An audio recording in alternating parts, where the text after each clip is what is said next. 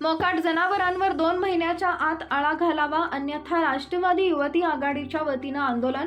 राष्ट्रवादी युवतीकडून जालना महानगरपालिकेचे आयुक्त संतोष खांडेकर यांना निवेदन. जालना शहरात मोकाट जनावरं वाढली असून यामुळे शाळेत जाणाऱ्या मुलींना मोठा त्रास सहन करावा लागत आहे.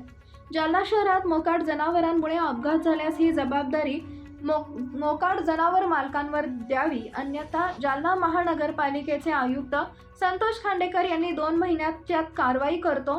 कारवाई न झाल्यास राष्ट्रवादी आघाडीच्या वतीनं आंदोलन छेडण्यात येईल असा इशारा राष्ट्रवादी युवती जिल्हाध्यक्ष शीतल बारोटे यांनी दिलाय.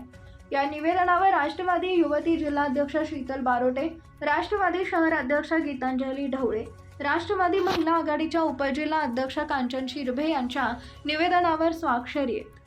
नमस्कार, मी राष्ट्रवादी युवती जिल्हाध्यक्ष शीतल बारोटे. आज आम्ही कलेक्टर साहेबांना तसंच आयुक्त साहेबांना जे मोकाट जनावरं रस्त्यावर फिरत आहे त्यामुळं लहान मुलांना आणि गाड्या चालवणाऱ्या वाहकांना जो त्रास होतोय आणि ज्यामुळं ॲक्सिडेंट वगैरे हा प्रकार घडतो जालना शहरामध्ये, त्याबद्दल आम्ही निवेदन दिलं आहे आणि त्याच्यावर त्यांनी कारवाई करावी.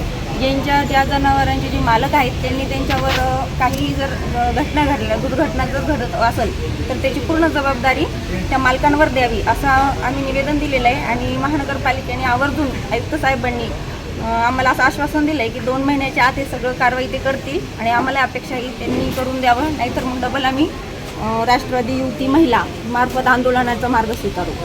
काय नाव आपलं? शीतल कैलास बारोटे, राष्ट्रवादी युवती जिल्हाध्यक्ष.